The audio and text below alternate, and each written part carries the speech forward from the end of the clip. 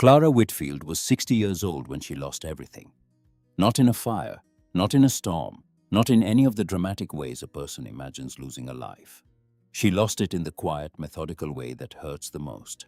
She lost it across a kitchen table with paperwork with her own signature, with the careful smile of a son who used to call her Mama and now called her by her first name when he thought she couldn't hear. But before we get to that table, before we get to the $12 folded in her wallet and the long road west, you need to understand who Clara Whitfield was. Because the woman who drove into the Cobalt Mountains of Montana with nothing but a worn-out Ford and a magazine clipping from 2019 wasn't broken. She was being forged. She just didn't know it yet. Clara was born in the autumn of 1964 in a small brick house on the eastern edge of Columbus, Ohio. Her mother kept a garden of black-eyed Susans along the back fence and could name every bird that came to the feeder by the kitchen window. Her father worked the line at a steel plant and came home each evening smelling of metal and machine oil, his hands so rough they caught on the cotton of his work shirts.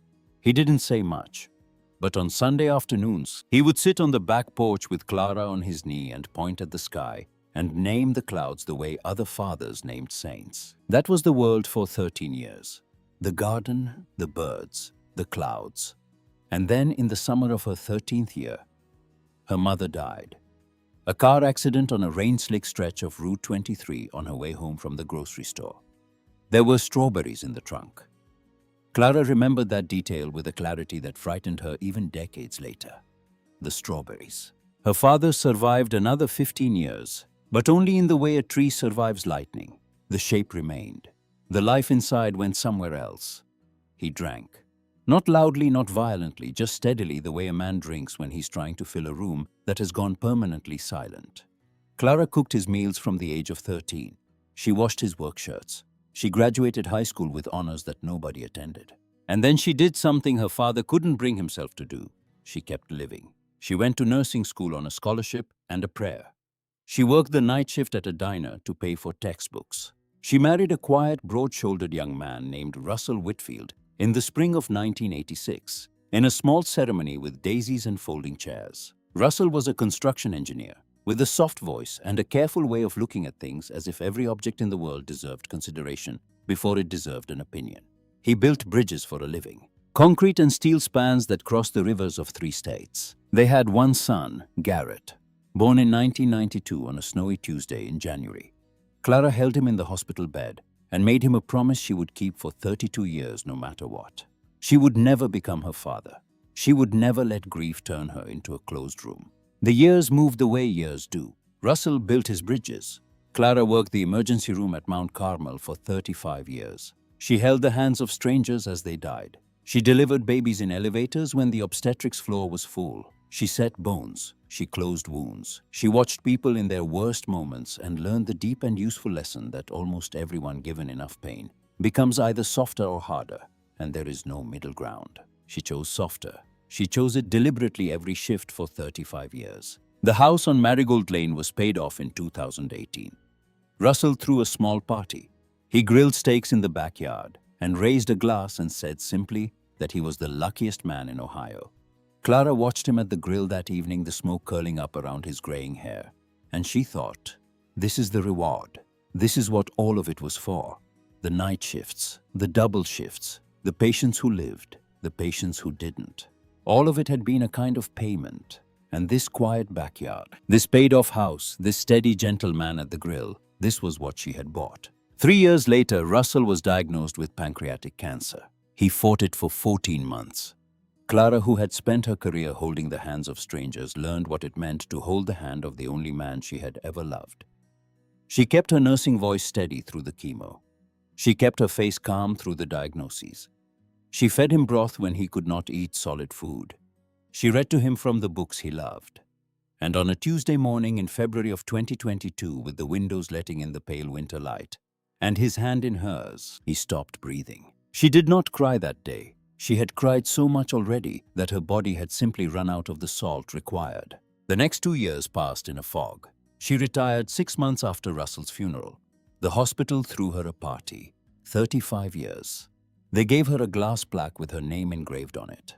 She brought it home and put it on the mantel next to a photograph of Russell at the grill, and she sat in the empty house and did not know for the first time in her adult life what she was supposed to do next. She had savings, the house was paid off, she had a pension. By any reasonable measure, she was secure. But security and purpose are not the same thing, and Clara Whitfield was a woman who had been built around purpose. Without it, she felt like a coat hanging in a closet, still useful, still intact, but not being worn. It was in this fog that her son Garrett began to visit more often. He brought his wife, Sloane. Sloane worked in something Clara never quite understood, something with consulting and presentations and the word leverage used as a verb. They were a polished couple. Garrett had his father's broad shoulders and none of his quiet. Sloane had a smile that arrived a half-second before her eyes agreed with it. They visited on Sundays, they brought casseroles. They asked in voices that sounded gentle whether Clara was eating, whether Clara was sleeping, whether Clara had thought about the future. The future, they would say, the way other people said the weather. Like it was something happening to her, not something she was inside of. The conversation that ended one life and began another took place on a Sunday in early September of 2024. Garrett brought a folder. He set it on the kitchen table next to the casserole dish. Sloane poured the coffee. Garrett opened the folder with the slow, careful movement of a man diffusing something, and he said, "Mama, we've been talking. We're worried about you.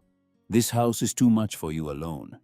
There's a place in Worthington, beautiful place, top of the line. They have a memory care wing, gardens, the works. We just want you to be safe." Clara looked at the brochure he slid across the table. Cedar Grove Estates. The photos showed silver-haired women laughing in a sunlit dining room. The price was not on the brochure. "I'm not sick," Clara said. "I don't need memory care." "Of course not," Sloane said quickly. "Not yet. But the waiting list is 2 years. We're thinking ahead." Clara turned the brochure over in her hands. The paper was thick and expensive.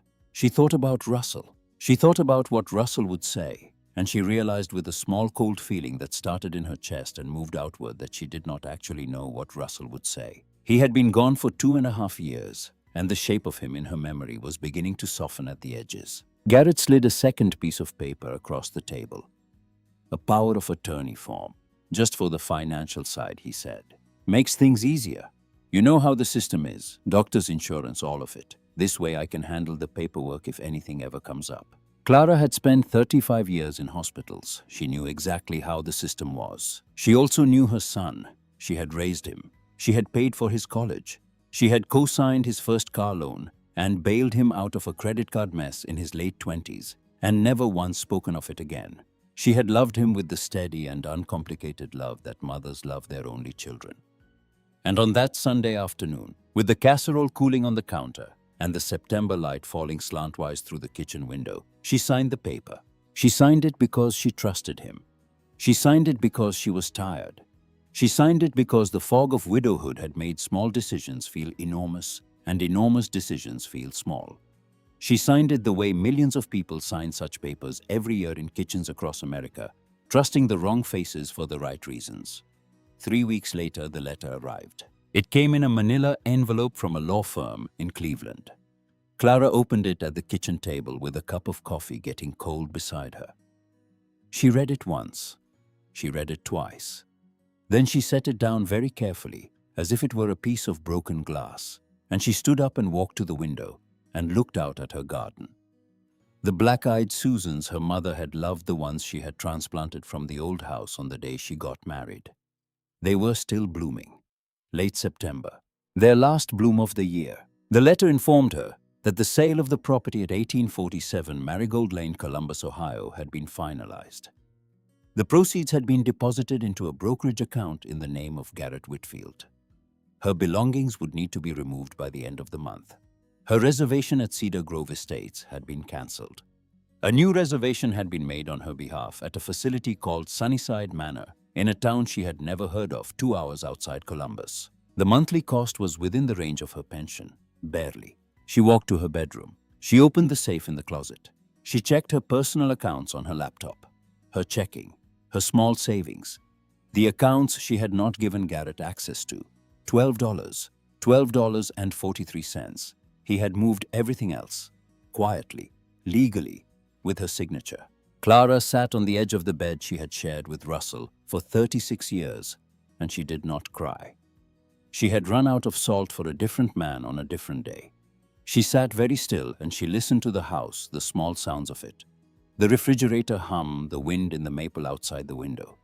And she made a list in her head.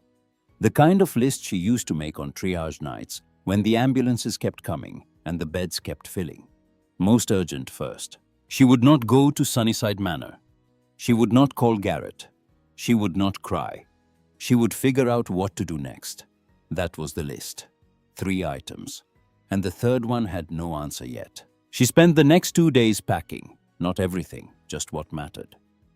She loaded boxes into the Ford. The Ford was a 2008 sedan with 140,000 miles on the odometer and a small dent in the passenger door from a parking lot in 2017. Russell had always meant to fix it. Now nobody would. On the morning of the 3rd day, she found the magazine clipping. It was in Russell's desk in the drawer where he kept his fountain pens and his receipts from the hardware store. She had been emptying the desk into a banker's box, and the clipping fell out from between 2 unrelated papers, and she sat down on the floor of his study to read it. It was from Mother Earth News dated May of 2019, a small back-page article about a forgotten valley in western Montana, the Hollow Creek Valley, a place where, according to the article, abandoned homestead properties could occasionally be acquired for the legal transfer fee alone, sometimes as little as $12 when the county wanted to clear them from the books. The article spoke of cold rivers and standing forests and a community that minded its own business and helped its neighbors in equal measure. There was a small photograph, a stone cabin against a stand of pines, a creek running silver in the middle distance. In the margin, in Russell's careful handwriting, were 2 words: someday Clara. She held the clipping for a long time. She was not a woman given to omens. She had delivered too many babies and pronounced too many deaths to believe that the universe sent messages. But she was a woman who knew what $12 meant. And she was a woman who knew the difference between a husband's daydream and a husband's instruction left behind. This was an instruction. She folded the clipping. She put it in her purse. She walked into the bedroom and she opened the small velvet box on the dresser where she kept her wedding ring. She had not worn it since the funeral. Her fingers had gotten too thin from the months of not eating well. She held it in her palm, the gold band Russell had slid onto her finger in 1986. She did not feel sentimental about the ring. The ring was not Russell. Russell was in the magazine clipping. Russell was in the dent in the Ford. Russell was in the careful pencil line in the margin that said, "Someday Clara." She drove to a pawn shop on the west side of Columbus. The man behind the counter weighed the ring and offered her $400. She took it. She got back in the Ford. She put the $400 in her wallet next to the 12. She put the magazine clipping on the passenger seat. She turned the key. She drove west. Ohio became Indiana, became Illinois, became Iowa, became Nebraska, became Wyoming, became Montana. And the country opened up around her, the way a book opens. The cornfields gave way to grasslands. The grasslands gave way to high plains. The high plains gave way to mountains. She slept in the car at truck stops. She ate gas station sandwiches and drank truck stop coffee. On the second night, somewhere in Nebraska, she pulled into a rest area and watched a meteor shower through the windshield, lying back in the driver's seat with the heat blowing softly on her face. And she thought about her mother and the names of the clouds.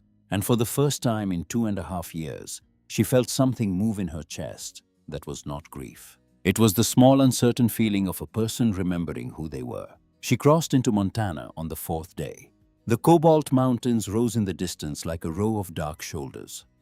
She followed the directions on a paper map she had bought at a truck stop because her phone had stopped working reliably west of the Mississippi. The road narrowed. The asphalt became gravel. The gravel became packed dirt. The valley of Hollow Creek opened before her in the late afternoon light. A long green bowl carved between 2 ridgelines. A thin silver creek winding through the middle, a handful of buildings clustered at the mouth. She drove into the settlement just as the sun was beginning to slant. The town, if it could be called that, consisted of a general store with a gas pump, a feed barn, a small post office, and a scattering of houses with smoke rising from their chimneys. The general store had a hand-painted sign that read, "Pritchard's Mercantile," Established 1956. Clara parked the Ford. She got out. She stood in the gravel lot for a moment listening. The wind in the pines, a dog barking somewhere far off, the faint rush of the creek. She breathed in air that was thin and cold and smelled of stone and water and wood smoke. She walked into the store. A bell over the door announced her. The interior was dim and smelled of coffee and leather, and the particular dust of a place where things have been on shelves for a long time. A man stood behind the counter, gray-haired, narrow-shouldered, with reading glasses perched on the end of his nose. He looked up as she entered. "Help you?" he said. "I'm looking to buy some land," Clara said. The man set down his pencil. He took off the reading glasses and polished them on his shirt. He looked at her for a long moment, taking in the dust on her shoes and the road in her eyes, and he said, "Most folks who come in here looking for land got more than that look about them." "I read an article," Clara said. "Mother Earth News said there were properties out here that go for the transfer fee." The man, whose name was Hollis Pritchard, made a small sound that might have been a laugh and might have been a cough. He reached under the counter and pulled out a leather-bound ledger, the kind they don't make anymore. He set it on the counter and opened it. "There's one," he said. "Only one. The Holloway place. Stone cabin, 5 acres right on the creek. Been empty since 14. Why has it been empty so long?" Clara asked. Hollis Pritchard took his time before answering. He looked at her again, more carefully this time, the way a man examines a piece of timber for hidden cracks. "The Holloways built that place in '06, he said. "Caleb Holloway and his wife Hannah. Good people. They had a boy, Jasper. Sweet kid. Spent his time down at the creek collecting rocks. Lost him to meningitis in 2012. 8 years old. Hannah never really came back from it. And then Caleb, well, he worked part-time at the cobalt mine. There was a tunnel collapse in 2013. Killed him on the spot. Hannah stayed on for another year. Then one day she was just gone. Packed a bag and walked out. Nobody's seen her since." He paused. He turned the ledger so Clara could see the page. "Folks around here," he said, "call it the cursed cabin." Clara looked at the entry. The Holloway place. $12 to clear the title. "How much?" she asked. $12, Hollis said. "And the willingness to live in a place that nobody else wants." Clara opened her wallet. She counted out $12 onto the wooden counter. 10 and 2. The bills were soft from the long drive. Hollis Pritchard looked at the money. He looked at her face. He picked up the bills and put them in the register without comment. And then he reached for a piece of paper to begin drawing up the deed. It was as he was writing that Clara felt it. The feeling of being watched. She turned her head slowly, the way you do when you're trying not to startle whatever is watching. In the back corner of the store near the coffee counter, a man sat at a small table. He was holding a phone to his ear. He was not from the valley. She knew it immediately. His coat was wool and expensive. His boots were the kind that had never been used for actual work. His hair was silver and styled. He was perhaps 65, with the smooth tanned face of a man who spent money on his appearance. He was watching her over the rim of his coffee cup. When their eyes met, he smiled. It was the smile of a salesman, or a politician, or a man at a poker table who has just been dealt a card he was waiting for. He spoke into the phone, his voice too low for her to hear, but she saw his lips move. She saw the words he said. She watched him say the words, "Just bought it. The old woman. The Holloway place." Then he said, "Start watching." He hung up the phone. He smiled at her again. He raised his coffee cup in a small mocking salute, and he turned back to his window. Clara felt the cold thing move in her chest again. The same cold thing she had felt at the kitchen table when she signed the power of attorney. She did not know who the man was. She did not know what he wanted.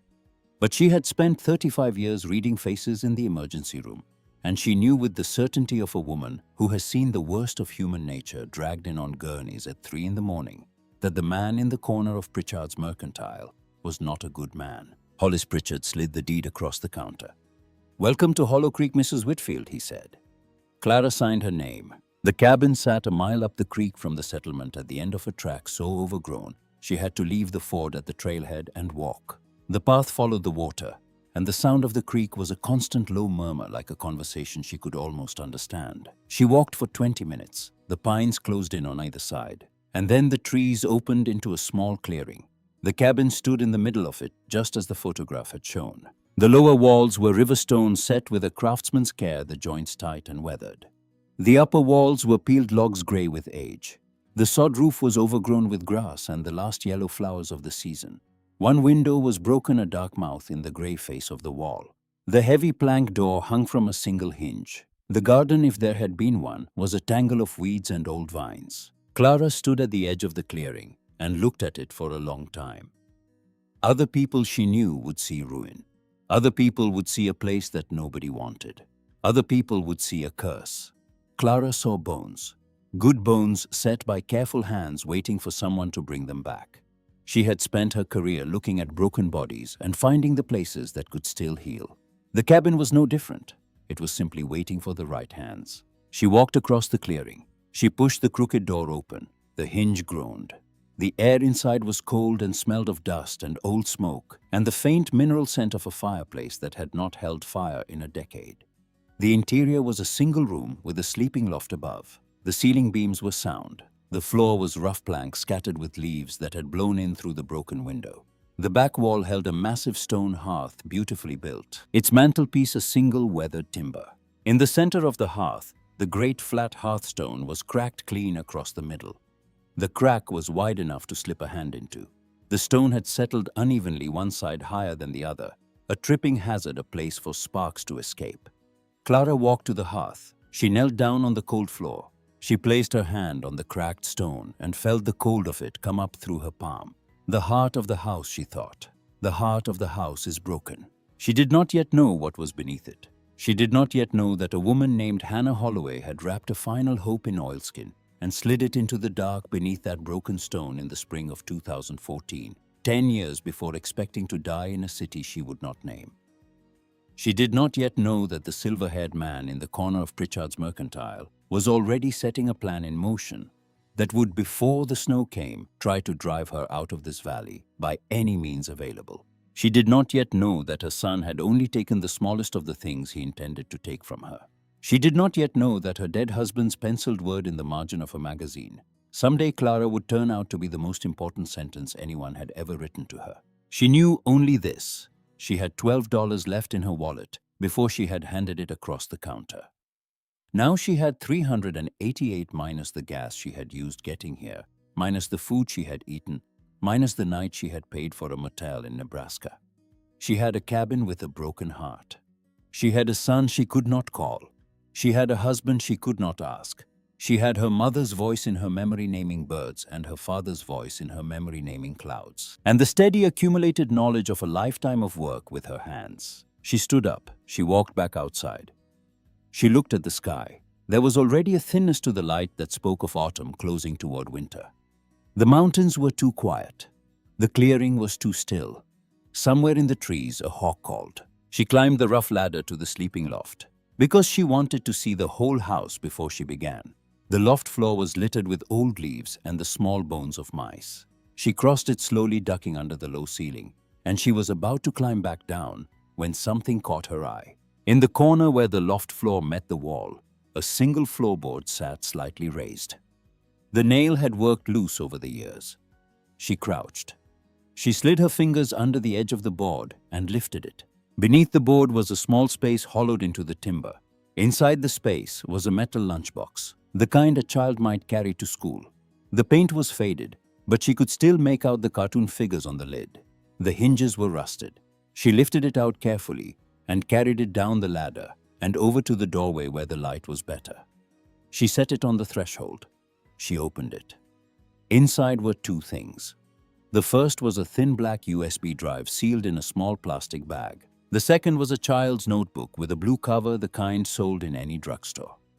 On the front, in the careful block letters of a young boy, was the name Jasper Holloway, age 8. Clara opened the notebook with hands that had begun very slightly to tremble. The first pages were what one would expect from a child. Drawings of fish, lists of rocks he had found in the creek, a map of the valley with X marks where the best stones were, a page of his name written over and over, practicing his cursive. She turned the pages slowly, feeling something that she could not name. And then near the back, she found the page. It was written in pencil. The handwriting was less careful than the rest, as if it had been written in a hurry. The letters slanted slightly to the right. The boy who had written this had been frightened, or in pain, or both. There was a date at the top. November 14th, 2012, 2 weeks before he died. The page read, "Mama says if anything happens to me, I have to remember. She says, look under the heart of the house. She says that is where the important thing is. She says, Daddy, heed it. She says if a stranger comes and asks about it, I do not say anything. She says it is for the family. She says the heart of the house is the one place nobody would think to look.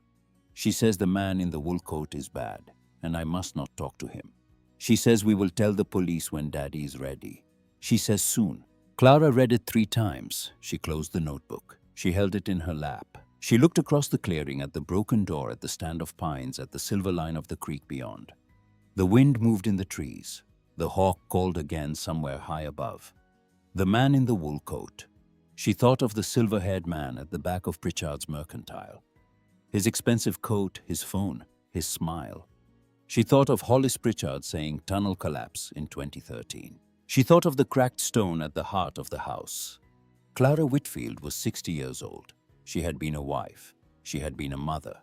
She had been a nurse for 35 years. She had lost her husband. She had been betrayed by her only son. She had driven across 7 states with $12 in her wallet and a clipping from a 5-year-old magazine. She had bought a cursed cabin in a forgotten valley with the last of her money on the instruction of a dead man. And now, sitting in the doorway of the cabin in the last light of an autumn afternoon, holding the notebook of a boy who had been murdered, she understood that her story was not ending here. It was just beginning. The first night in the cabin was the coldest Clara had ever known. She slept in her coat, wrapped in a wool blanket she had brought from Ohio, lying on the rough plank floor with the lunchbox beside her and the notebook tucked inside her coat against her chest. The wind moved through the broken window and the gaps in the chinking, and she lay awake listening to it, the way she used to listen to her son's breathing when he was small and feverish, listening for the rhythm of something that might or might not be all right in the morning. She did not sleep more than an hour at a stretch. She would drift, and then she would see the silver-haired man in the corner of the store, and she would be awake again, staring at the dark beams above her head. When the gray light of dawn finally came through the broken window, Clara sat up. Her bones ached. Her breath made small white clouds in the cold air. She pulled the notebook out of her coat. She read the page again in the new light, hoping it would say something different. It did not. Look under the heart of the house. She knew with the same certainty she had felt the first time she saw the cabin what the heart of the house was. She had known it the moment she touched the cracked hearthstone the day before. The crack itself had been the message. Hannah Holloway had not been able to take the stone out without help, and so she had left it broken, half-loosed, waiting. A door already opened, waiting for the right person to walk through. Clara stood. She walked to the hearth. She knelt on the cold floor. She placed both hands on the stone and tested its weight. It did not move.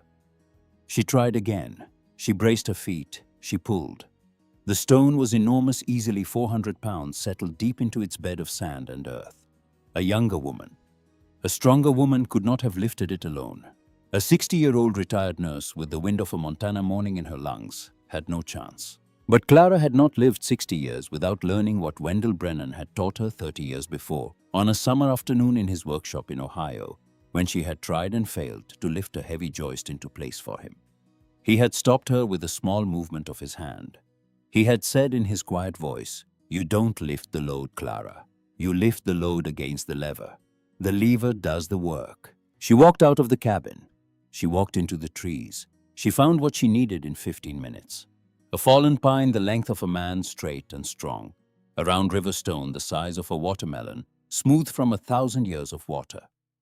She dragged the pine back to the cabin, one slow step at a time, her breath coming hard, her shoulders burning. She rolled the round stone after it. She positioned the round stone next to the hearth. She wedged the pine under the lifted edge of the cracked hearthstone with the round stone as the fulcrum.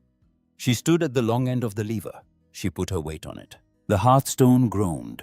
It did not move, but it groaned, the small dry complaint of a thing that has been still for a decade, beginning to remember what motion is. Clara stopped. She breathed. She tried again. She put more of herself into the lever this time. Not just her weight, her grief, her son's signature on the brokerage forms, the silver-haired man's smile, the strawberries in the trunk of her mother's car in 1977, all of it. The Hearthstone moved. It did not lift all at once. It rose a quarter of an inch, then half an inch, then an inch. Clara worked it slowly the way Wendell had taught her, never forcing, never panicking, letting the lever do its work. She rested. She drank from her water bottle. She lifted again. It took her until midday, when the stone finally rose free of its bed, sliding sideways onto the wooden floor with a low rumble that shook the cabin. Clara sat down hard on the hearth and put her head in her hands and did not move for a long time. Her arms shook. Her back was a column of pain, but she had moved the heart of the house. She looked down. In the hollow beneath where the stone had rested, set into a small recess that had been deliberately carved out of the underlying sandstone, was a package. It was wrapped in thick black plastic sealed with industrial tape. It was about the size of a thick paperback book. It had been placed there with care. The recess around it was packed with desiccant pouches, the kind that come in shoeboxes to keep the moisture out. Clara lifted the package out with both hands. It was heavier than she expected. She carried it to the doorway where the light was best, and she sat down on the threshold the way she had sat the day before when she opened the lunchbox. She used the small knife on her keychain to cut the tape. She peeled back the layers of plastic.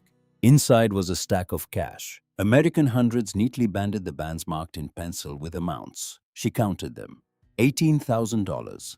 $18,000 in cash sealed beneath the broken heart of an abandoned cabin in western Montana, waiting for 10 years. Beneath the cash was a letter folded into a sealed plastic sleeve.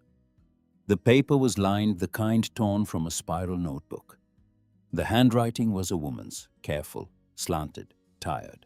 It began, "Whoever finds this, my name is Hannah Holloway. If you are reading this, then I am gone, and the world did not work out the way I prayed it would." Clara held the letter in her lap. The September wind moved through the clearing. Somewhere a jay called harsh and far away.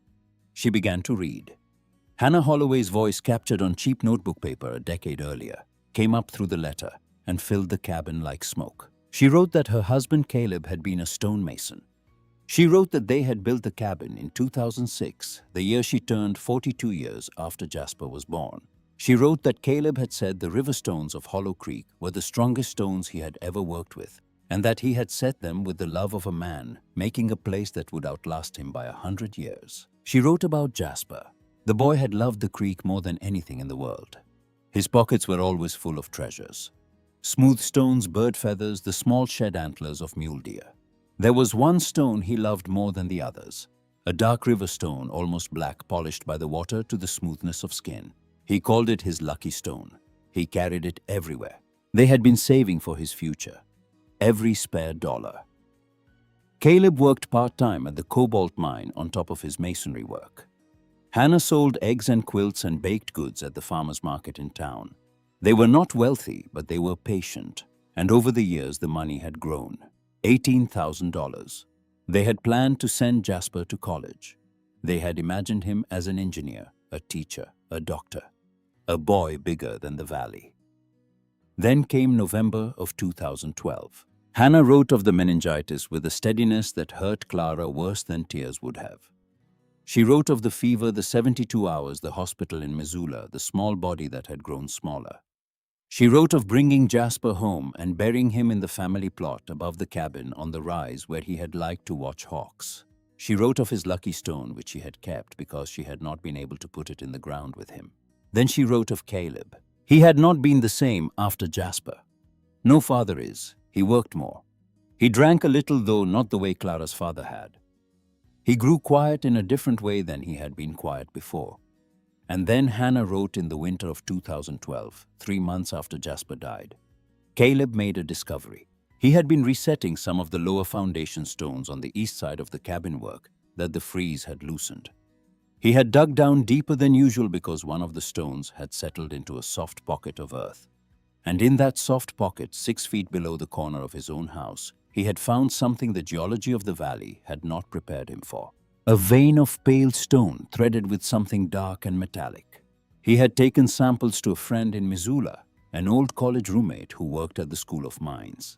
The friend had run tests. It was lithium, a high-grade hard rock lithium vein of the kind that had become, in the years since electric cars began to dominate the auto industry, one of the most valuable mineral resources in North America. Caleb had found a vein on his own property that might, by his friend's estimate, be worth tens of millions of dollars. He had told only Hannah. And he had told her because the man who owned the next valley over the man who ran the cobalt mine, the man whose silver mining operations had been declining for a decade and who was desperate for a new mineral play, was a man named Cordell Hargrove. Hannah wrote his name with a hand that pressed hard into the paper. Caleb had not trusted Cordell Hargrove. He had refused 3 times in the previous year to sell the cabin and the land. Hargrove had offered increasingly large sums. He had grown threatening in the small, deniable ways that powerful men grow threatening. He had appeared on their property without invitation. He had asked questions in town about Caleb's habits, his schedule, his routines at the mine. Caleb had told Hannah in the winter of 2012 that he had begun to feel watched. When Caleb found the lithium, he understood instantly why Cordell Hargrove had been watching. Hargrove already knew. He had known for years. The man's geologist had probably surveyed the valley a long time ago. Hargrove had been waiting like a patient predator for the right moment to acquire the Holloway property without revealing what it sat on. Caleb had hidden the samples. He had hidden the lithium maps. He had written out a full account of his discovery and Hargrove's behavior, and he had placed it with a lawyer in Bozeman with instructions that it be opened only in the event of his death. He had also Hannah wrote hidden copies at home. A USB drive of his recordings and emails slipped into Jasper's old lunchbox in the loft where a frightened child might one day know to look. The cash, the letter, and the lucky stone hidden together beneath the broken hearth. He had told her, if anything ever happens to me, look under the heart of the house. He had told their son the same thing in the simple way you tell a child a secret that might one day matter. In the spring of 2013, 6 months after the discovery, Caleb Holloway died in a tunnel collapse at the cobalt mine. The official report called it an industrial accident. A support beam had failed. Caleb had been working alone in a side tunnel when the rock came down. He had died instantly, the coroner said. Hannah did not believe it. She had known her husband. She had known the careful way he checked supports. She had known the men he worked with, 2 of whom had quit the cobalt mine within a month of the accident and refused to speak to her when she asked them what had happened. She had told the sheriff. The sheriff had been polite. The sheriff had been Cordell Hargrove's brother-in-law. Nothing had come of it. In the months after Caleb's death, Hannah had been visited 3 times by men working for Hargrove. They had asked with sympathy whether she might be ready to sell the cabin now. They had offered her amounts of money that to a widow with no income and a small grave on a hillside were difficult to refuse. She had refused them anyway. Each time the men had left with a smile that grew colder. In the spring of 2014, a year after Caleb's death, Hannah had understood that they were going to kill her too. She did not know when. She did not know how. But she knew the way a woman knows when she has been marked that her time was running out. She had made a plan. She had withdrawn the cash from the bank in small amounts over several months to avoid attention. She had written the letter Clara now held. She had wrapped the cash, the letter, and her son's lucky stone in oilskin and sealed them beneath the broken hearthstone. The hearthstone had been deliberately broken. Caleb had cut it himself in the months before he died, so that one person with enough patience and the right tools could one day move it. He had not wanted it sealed forever. He had wanted it waiting. Hannah had then walked out of Hollow Creek with 1 suitcase and a few of her son's drawings in her coat pocket. She had taken a bus east. She had used cash. She had used a name that was not hers. She had become invisible. She wrote near the end of the letter that she did not know if she would survive. That Hargrove had reach. That his money had a long arm. That she might be found. But she also wrote in handwriting that grew on the last page somehow lighter. If one day I find the strength to come back, I will knock 3 times on the door at dawn. Do not be afraid. It will be me. The letter ended. To whoever finds this, I hope you are in need. I hope you are building a life. This money was meant for my son's future. He will not have one. Use it for yours. And please, if you have a moment, take his lucky stone to the creek for him. Let it feel the water one more time." Beneath the letter, wrapped in a small square of cotton cloth, was the stone. Clara picked it up. It was perfectly black, smooth as glass, warm against her palm, even in the cold cabin. She held it for a long time. She thought of the boy who had carried it. She thought of the man who had hidden the truth. She thought of the woman who had walked out of this valley with nothing but a fake name and a child's stone in her pocket. She thought of the silver-haired man in the corner of Pritchard's Mercantile. Cordell Hargrove was still here. He had waited 10 years. He had watched the cabin sit empty. And the moment a 60-year-old woman with $12 and a dead husband's instruction had bought it, he had begun immediately to set the same machine in motion that he had set in motion against Caleb Holloway. Clara understood, sitting in the doorway of the cabin with the letter in her lap, that she was no longer simply a widow starting over. She was a witness. She was the second person in 11 years to know what had happened to Caleb Holloway. And if she did not move carefully, she would be the second person in 11 years to die for it. She did not move carefully right away. She did something else first. She walked down to the creek. The water ran cold and clear over a bed of round stones. She knelt at the edge. She took Jasper Holloway's lucky stone out of her pocket. She held it in the current, the cold rushing over her wrist, the stone going dark with water, the way it had been dark with water when a boy had first picked it up almost 20 years before. She did not say anything aloud, but she made a promise in the quiet inside her chest. She promised the boy she would not let his father's story end as a tunnel collapse in an old company report. She promised the woman she would not let her 10 years of running have been for nothing. She dried the stone on her sleeve. She put it in her pocket. She walked back to the cabin. Over the following days, Clara made the cabin livable. She used some of Hannah Holloway's money carefully. She bought lumber and tools and shingles and a small wood stove insert that fit into the existing hearth. She bought lime and sand for mortar. She bought a sleeping cot, a few blankets, a kerosene lamp, basic groceries. She did not buy anything that signaled wealth. She wore the same coat. She drove the same Ford. When she went to Pritchard's Mercantile, she paid in small bills and made small conversation. She did not want Hargrove to know she had found anything. But Hollow Creek was a small valley, and small valleys notice things. A neighbor came on the third afternoon. A woman in her late 50s, broad-shouldered, with hair the color of iron, and a face weathered by 40 Montana winters. She carried a basket covered with a checkered cloth. She walked up to the cabin without hurry, the way a person walks who has known the path for a long time. "I saw your smoke," the woman said when Clara opened the door. "Thought you might be tired of cooking on a hot plate." Her name was Adelaide Coleman. She and her husband ran the cattle operation down the valley. Inside the basket was a loaf of bread still warm from the oven, a jar of huckleberry preserves, and a wedge of sharp cheddar wrapped in wax paper. Clara, who had not eaten a meal made by another human being since Russell died, found herself unable to speak for a moment. She took the basket. She managed to say thank you. Adelaide Coleman did not stay. She did not ask questions. She simply nodded and said, "The wind comes early up here. Get that chinking done." Then she walked back down the path. The second visitor came the next day, an old man with a face like a riverbed and hands like mallets. He drove up in a battered pickup truck. He introduced himself as Mercer Stone. He had heard, he said, that someone had bought the Holloway place. He had known Caleb. He had helped Caleb set the original foundation back in '06. "Heard that Hearthstone is cracked," he said. "Damn shame. I told Caleb at the time that stone was too big for one piece." Clara watched him very carefully. She did not yet know who in this valley could be trusted. But Mercer Stone had a quality she recognized, a quietness of the hands, the same quality Wendell Brennan had carried. She let him into the cabin. She let him look at the hearth. He looked at the hearthstone, now sitting to the side of its hollow. He did not look in the hollow. He did not ask what had been there. He simply ran his palm over the broken edge and said, "Well, ma'am, I can help you set this right. 3 smaller stones mortared in.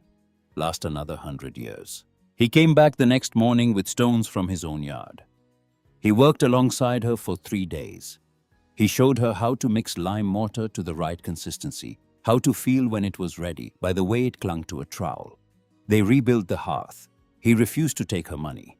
For Caleb, he said when she pressed him. On the third evening, as the new mortar set, Mercer Stone sat on her threshold drinking a cup of coffee and looking out at the dusk. He spoke for the first time since lunch. "You know about Cordell Hargrove," he said. It was not a question. Clara was quiet for a long moment. Then she said, "I saw him in the store. The day I bought the place." Mercer nodded slowly.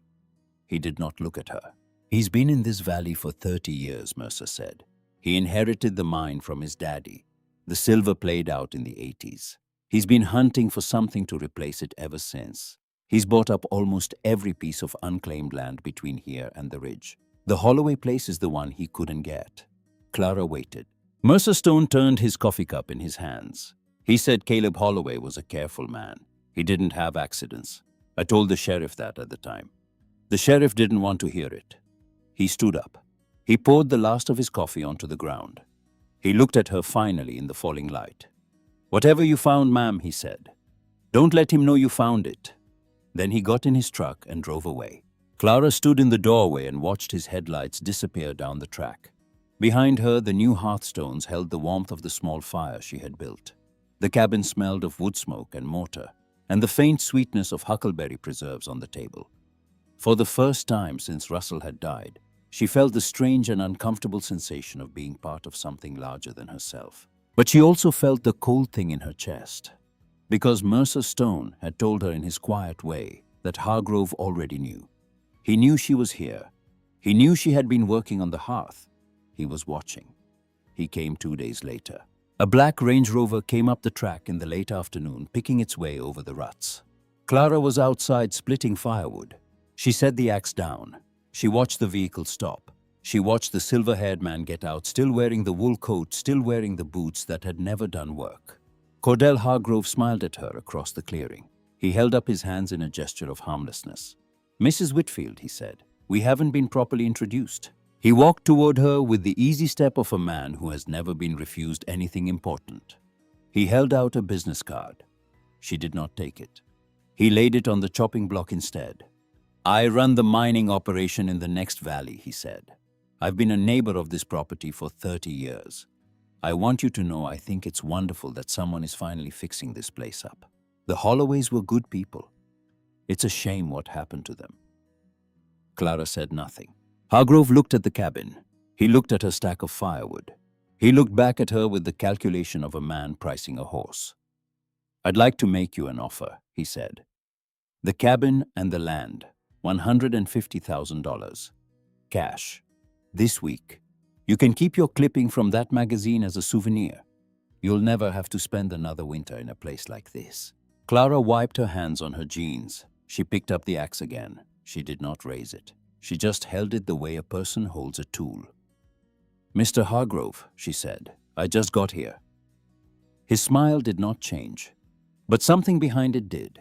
Something in the eyes shifted the way a door closes very slowly in a long hallway. "Of course," he said. "Of course. Think about it. The offer stands for now." He picked up his business card from the chopping block. He slipped it into her coat pocket where she stood. He turned and walked back to the Range Rover. He drove away. Clara waited until the sound of the engine had faded down the valley. Then she pulled the card out of her pocket and looked at it. Cordell Hargrove, President and Chief Executive, Cobalt Mining, LLC. That night, the wind shifted. It came down off the high peaks with a new edge to it. Clara woke in the small hours to a sound from outside. A small sound. The soft thud of someone moving in the woodshed at the back of the cabin. She lay very still. She listened. The sound stopped. Then it came again. Someone was moving slowly, deliberately through her woodshed, looking for something. She did not call out. She did not move. She lay on her cot and listened to the man in her woodshed search. And she understood in the cold, clear way she had understood things across a kitchen table in Ohio 3 weeks earlier, that her life had just changed again. By the time the sound faded back into the trees, Clara Whitfield was no longer afraid. She was something else. The first snow of November came on a Thursday morning 3 weeks after the man in her woodshed. Clara had been waiting for it. She had finished the chinking on the west wall. She had laid in 2 cords of split firewood under a tarp. She had bought a battery-powered radio at Pritchard's Mercantile and listened each evening to the weather reports out of Missoula. She had not spoken to anyone about Cordell Hargrove. except for one careful conversation with Mercer Stone in his truck on a back road with the windows rolled up. She had told Mercer about the offer. She had not told him yet what she had found. Mercer had listened. He had nodded slowly. He had said, "My brother's boy is a lawyer in Bozeman. Federal cases, white collar, mining fraud. The kind of work that gets a man in trouble in this state. You want me to put you in touch?" Clara had said, "Not yet. I need to be sure first." She had spent those 3 weeks being sure. She had carried the USB drive in her coat pocket every day, sealed in its plastic bag against her chest, like a small living thing. She did not own a computer. She did not know what was on it. She had not wanted to ask Pritchard. She had not wanted to ask anyone in the valley whose loyalty she could not yet verify. But on the Tuesday before the snow, Adelaide Coleman had come up the track again with a basket of biscuits and a question. She had asked in her plain way whether Clara had a telephone yet. Clara had said no. Adelaide had reached into her coat and pulled out a small flip phone, a prepaid one, the kind that takes cards from the gas station. She had set it on the table. "My husband and I have one for each of the boys when they're up at the high pasture," Adelaide had said. "We have an extra. You take it. The reception is no good in the cabin, but you walk up to the ridge behind the woodshed, you can get 1 bar, sometimes 2. Clara had taken the phone. She had said thank you. Adelaide had looked at her for a long moment across the table. She had said, "Mercer told my husband about the man in your woodshed." Clara had not answered. Adelaide had said, "You are not the first woman in this valley to be hunted by Cordell Hargrove. You will not be the last, but you might be the one who matters." Then she had picked up her empty basket and walked back down the track. So on the morning the snow came, Clara had a phone. She also had a laptop. Adelaide had brought it up the following day, an old one her son had used in college with the charger, and a slip of paper with the Wi-Fi password from the Coleman house written in pencil. The Coleman ranch had Wi-Fi that reached the upper pasture. The upper pasture was 1.5 miles from Clara's cabin across the creek and up through the trees. Clara had walked it twice already to test the signal.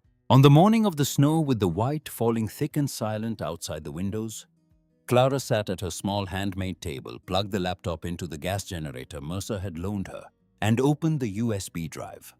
There were 3 folders. The first folder contained scans of geological reports, maps of the cabin property, core sample analyses, letters on the letterhead of the Montana School of Mines signed by a Dr. Andrew Pettigrew, dated 2012.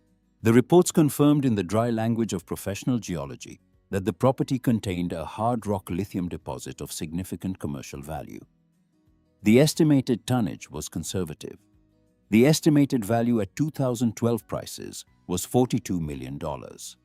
At 2024 prices, with the electric vehicle market what it had become, Clara understood the number would be very much higher. The second folder contained emails, dozens of them, saved as image files, the kind a person captures from a phone screen.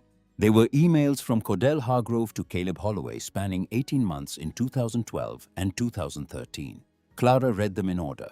The early emails were cordial, offers to buy the cabin, praise for Caleb's masonry, friendly mentions of mutual acquaintances in the valley. The later emails grew colder. The offers grew larger. The friendly mentions disappeared. By the spring of 2013, the tone had become something else entirely. There were references to Caleb's son, to his wife, to his daily routes, to the men he worked with at the mine. One email dated 3 weeks before Caleb's death read, "This valley has been good to your family. It would be a shame for that to change. The mine is a dangerous place for a man who is not focused. I would hate for anything to happen to you, Caleb. Think of Hannah. Think of where Jasper is buried. Take the offer." Clara closed her eyes for a moment when she read that one. She thought of an 8-year-old boy in a small grave on a rise above the cabin. The third folder contained an audio file. She clicked it. The recording began with a small click, then the sound of a man clearing his throat, then a voice. A man's voice, careful, slightly tired, speaking in the deliberate way of a person making a record they hope will outlive them. "My name is Caleb Holloway," the voice said. "I live in Hollow Creek Valley, Montana. Today is April 3rd, 2013. If you are listening to this, then I am probably dead.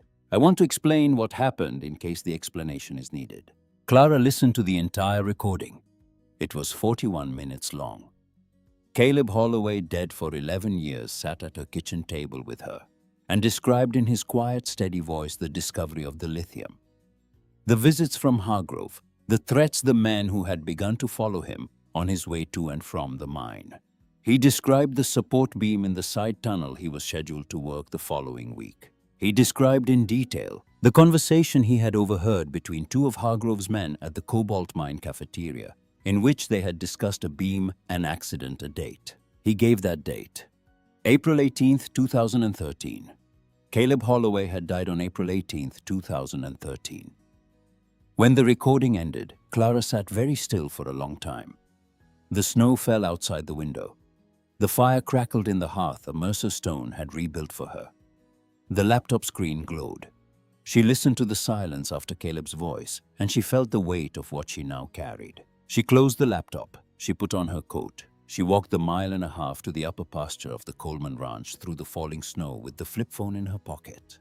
At the top of the ridge where 2 bars of signal lived, she dialed the number Mercer Stone had given her.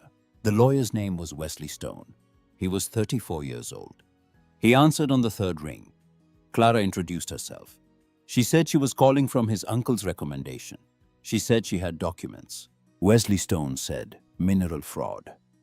Clara said, "And murder." There was a pause on the line. Then Wesley Stone said, "Mrs. Whitfield, I am going to be in Hollow Creek tomorrow afternoon." The next 10 days moved the way the most important days of her life always move. Slow and fast at the same time. Wesley Stone came up to the cabin in a small car with chains on the tires. He was a tall, lean man with his uncle's quiet hands. He sat at Clara's table and read the documents. He listened to the audio file. He took copies on a clean encrypted drive. He did not ask Clara how she had come into possession of them. He did not need to. The Hearthstone was still sitting beside its hollow. The story told itself. He told Clara what he could do. He told her what he could not do. He told her that mining fraud combined with conspiracy to commit murder in the context of federally regulated lands and interstate mineral commerce would bring the FBI into the case. He told her that the FBI would not move quickly. He told her that until they did move, she was in danger. He said, "I would like to bring in a federal agent I know, quietly, to begin the process. Will you allow that?" Clara said yes. He said, "In the meantime, you should not be alone in this cabin at night." Clara said, "I am not alone." Mercer Stone had already begun coming up to the cabin at dusk. He brought his old rifle. He slept on the floor by the hearth. He was 71 years old, and he snored. And he was the second person in 3 weeks who had given Clara the strange, uncomfortable sensation of being protected by people she had not earned the right to be protected by. She tried to thank him on the 3rd night. He had looked at her with eyes that had seen the inside of Cordell Hargrove's silver mine in the 70s and 80s before the silver ran out. He had said, "Ma'am, my wife died in 1990. We never had children. I have helped build half the houses in this valley.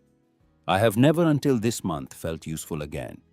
Do not thank me. I am thanking you." He had rolled over. He had gone to sleep. The FBI agent arrived 8 days later.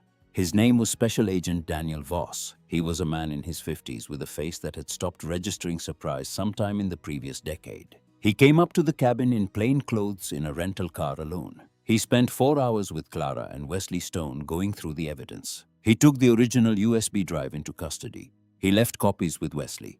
He said, "Mrs. Whitfield, this is enough." He said, "We will need approximately 10 more days to put the operation together. During those 10 days, you cannot do anything different. You cannot leave the valley. You cannot tell anyone what is coming. You must continue to live as you have been living. Can you do that?" Clara said yes. He said, "One more thing. If Mr. Hargrove approaches you again with another offer or any other communication except the meeting, stall. Tell him you are considering. We need him to come to you." Clara said yes again. Agent Voss looked at her for a long moment. He said, "You are not what I expected, Mrs. Whitfield." Clara said, "Neither am I." The morning Hannah came back was the first day of February. It had snowed for 3 days. The valley was deep in white. Clara had woken before dawn the way she had been waking since the snow started to put more wood on the fire. The cabin was warm. The flip phone was on the table. Mercer Stone was asleep by the hearth, his rifle propped against the stones. Clara was making coffee in the pre-dawn dark when she heard it. 3 knocks, slow, spaced, on her front door. She did not move for a long moment. The coffee pot was in her hand. The steam rose in the lamplight. Outside, the wind moved in the pines. The knocks did not come again. She set the pot down. She walked to the door. She opened it. A woman stood on the threshold. She was small. She was wrapped in a heavy coat and her face was hidden in a wool scarf and only her eyes showed above the wool. And her eyes were brown and tired, and 40 years older than the rest of her seemed to be. Her hair, where it escaped the scarf, was white, pure white. The white of a woman who had stopped dyeing it in a city far from here, when there had no longer been any reason to bother. She said, "Mrs. Whitfield." Clara said, "Hannah." Hannah Holloway, 58 years old, walked into the cabin she had built with her husband in 2006 and left in 2014. She walked past Clara without speaking. She walked to the hearth. She looked at the new stones Mercer Stone had set in place of the broken one.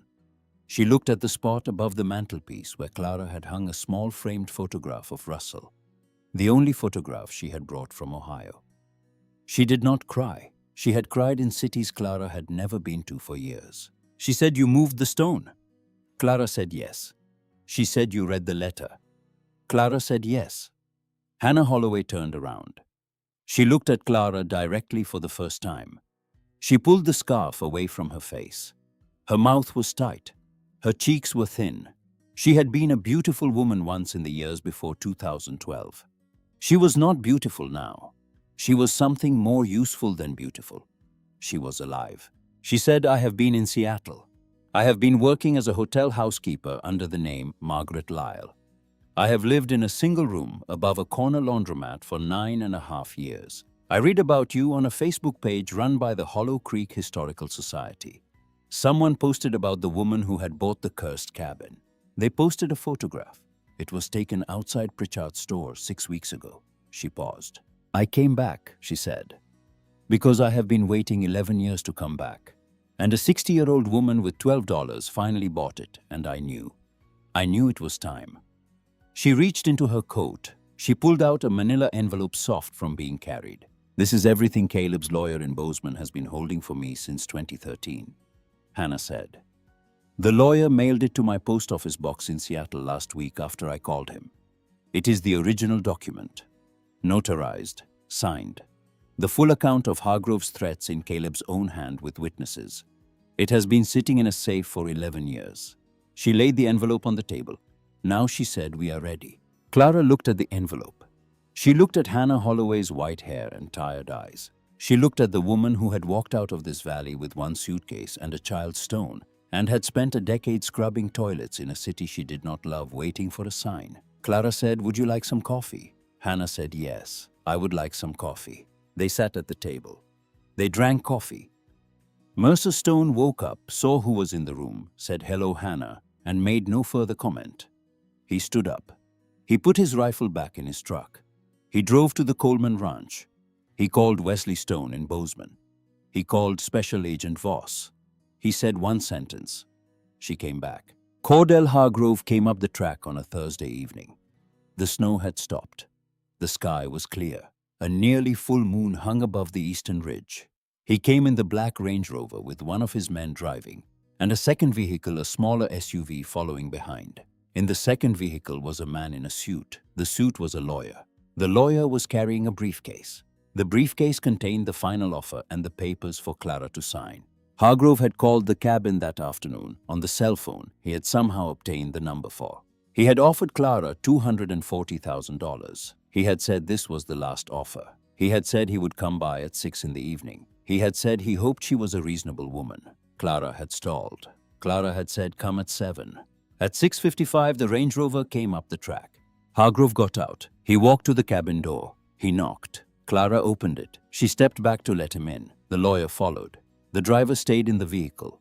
The cabin was warm. The fire was burning. Clara had set out coffee cups. She had hung Russell's wedding photograph on the wall. Hannah Holloway sat in the corner in the rocking chair Clara had bought from a flea market in Missoula.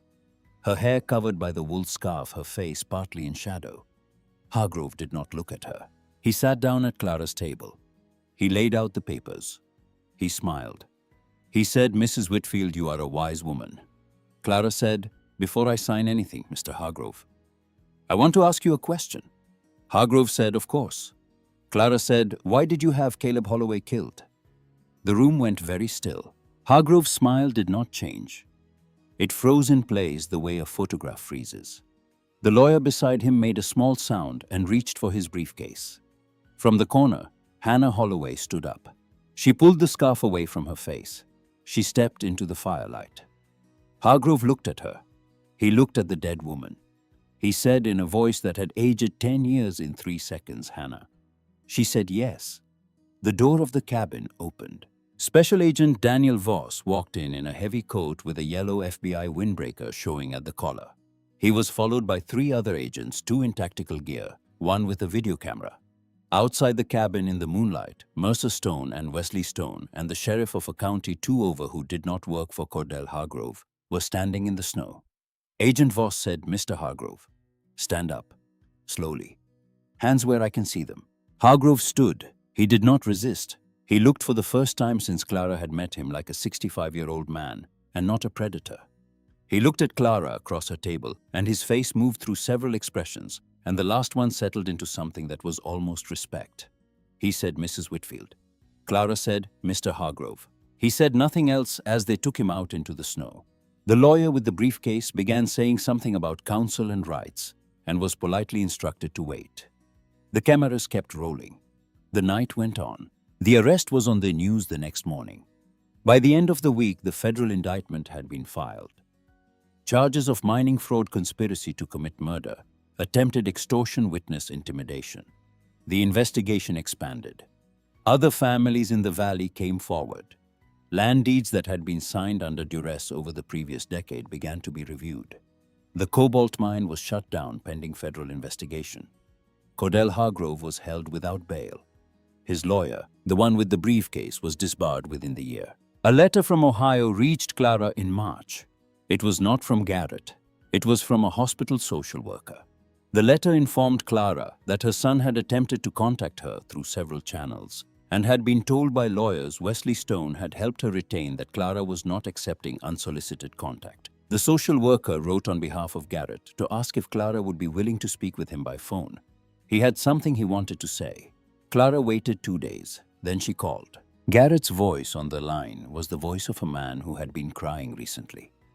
He said, "Mama." Clara said yes. He said, "I saw the news. I saw what you found. I saw what they tried to do to you. I am so sorry." There was a silence, a long one. He said, "Can I come out there? Can I see you?" Clara stood at the upper pasture of the Coleman Ranch. The wind moved through the new grass coming up through the last of the snow. She could see her cabin a mile down the valley, smoke rising from the chimney, the silver line of the creek running past it. She said, "Garrett." She said, "I forgive you." She said, "I am not going to pretend it did not happen. I am not going to pretend I do not know what you chose. You chose money. You chose what was easier.